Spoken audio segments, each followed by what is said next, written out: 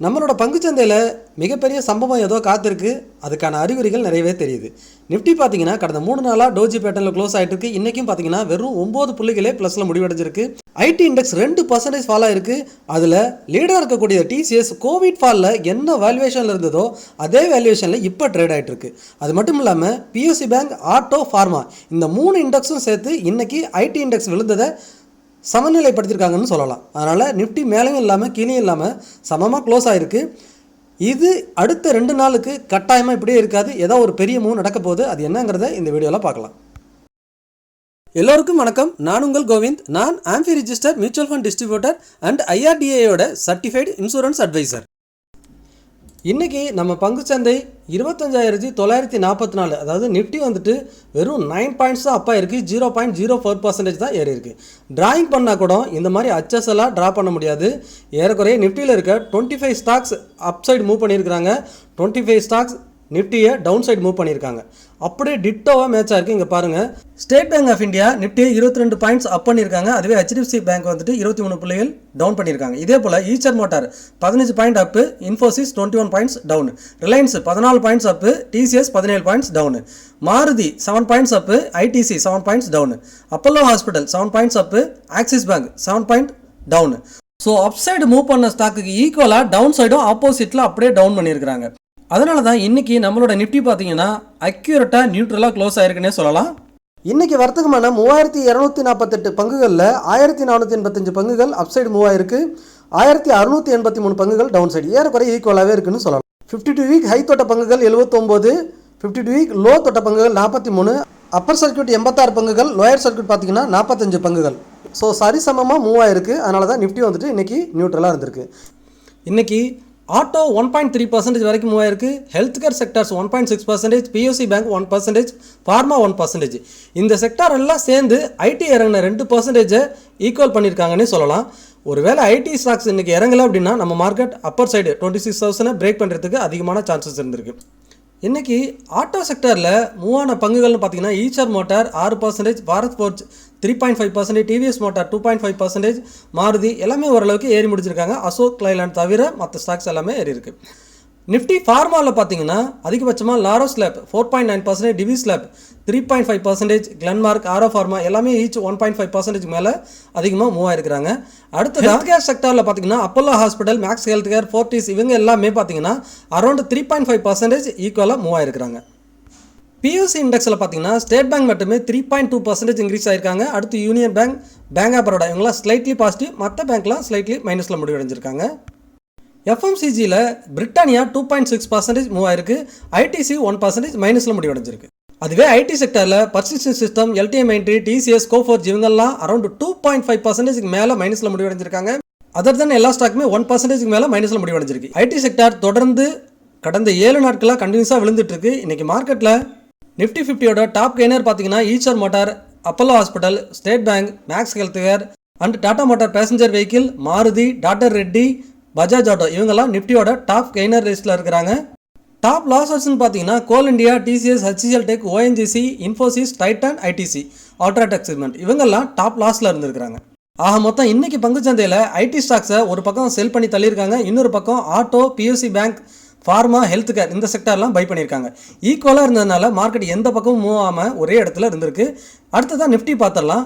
இப்போ பையரும் செல்லரும் ஈக்குவலாக சமநிலையில் இந்த பக்கம் எவ்வளோக்கு எவ்வளோ பை பண்ணுறாங்களோ அந்தளவுக்கு அந்த பக்கம் அவ்வளோ செல் பண்ணிகிட்டு இருக்கிறாங்க. ஏதாவது ஒரு பொசிஷனை ஸ்டாப் பண்ணாங்க, ஒன்று பை பண்ணுறதை நிறுத்துறாங்க அப்படின்னா மார்க்கெட் கீழ் நோக்கி போயிடும்.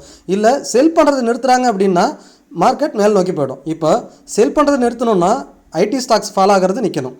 பை பண்ணுறது நிற்கணும்னா PSC stocks, auto index and pharma sector இதெல்லாம் மூவ் ஆகிறது ஸ்டாப் ஆகணும். ஸோ அடுத்து என்ன நடக்க போகுதுன்னு வெயிட் பண்ணி பார்க்கலாம். அடுத்த 2 டேஸில் மேக்ஸிமம் நமக்கு ஏதாவது ஒரு மூவ் தெரிஞ்சிடும். நிஃப்டியோட ஸ்ட்ராங் சப்போர்ட்னா 25,750ங்கிறது ஸ்ட்ராங் சப்போர்ட்டு. அந்த இடத்த பிரேக் பண்ணால் ஒரு ஃபால் வரும்னு நான் எக்ஸ்பெக்ட் பண்ணுறேன். ஸோ அந்த இடம் தான் இது வரைக்கும் பிரேக் பண்ணலை. இங்கே லாஸ்ட் 3 டேஸாக பார்த்தீங்கன்னா ஒரு டோஜி பேட்டர்னில் இருக்குது. மார்க்கெட் வந்து மூவ் ஆகாமல் இன்டிசிஷன்லேயே இருக்குது. ஸோ இந்த மாதிரி இருக்கும்போது மார்க்கெட் ரொம்ப ப்ரெஷர் ஆகும். ஸோ எந்த டைரெக்ஷனில் மூவ் ஆனாலும் கொஞ்சம் வயலண்டாக மூவ் ஆகிறதுக்கு சான்சஸ் இருக்குது. அது either or up side or down side. என்னை பொறுத்த வரைக்கும் டவுன் சைடு மூவ் ஆனிச்சுன்னா எதனா ஒரு ஃபால் கொடுத்துட்டு டக்குன்னு திரும்பவும் அவுட் சைட் பவுன்ஸ் பேக் ஆகும் அப்படிங்கிறதா என்னோட கருத்து.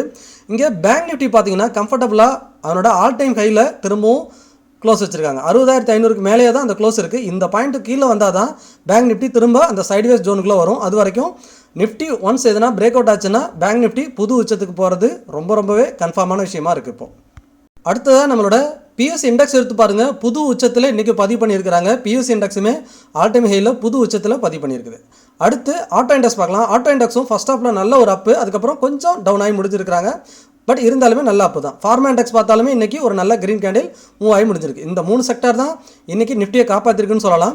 அதுக்கப்புறம் பார்க்கக்கூடியது பார்த்திங்கன்னா ஐடி கடந்த 7 நாளாக கண்டினியூஸாக ஃபாலுங்க. 13% ஏறக்குறைய ஆல் டைம் ஹையிலேருந்து ஆல் டைம் ஹையில் இப்போ ரீசெண்டாக நம்மளோட நியூஸ்லாம் வந்துச்சு இல்லையா, அந்த டேரிஃப் நியூஸ்லாம் வந்த அன்றைக்கி ஒரு நல்ல அப்சைட் மூவ் இருந்துச்சு இல்லையா.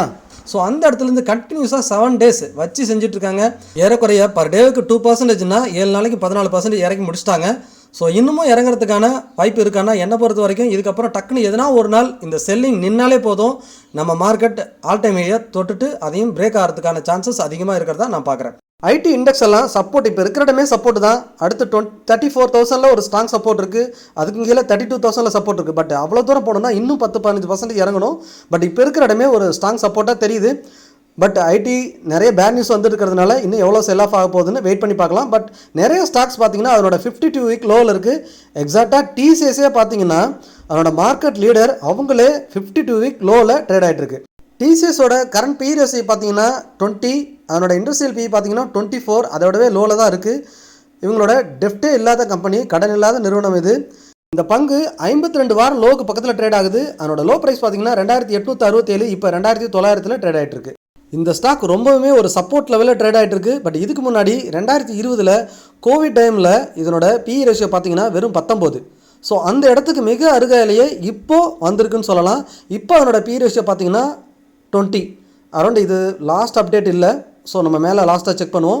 20.6 இப்போ இருக்கிற ரேஞ்ச் பார்த்தீங்கன்னா அரௌண்ட் 20.6 கிட்ட இருக்கும்.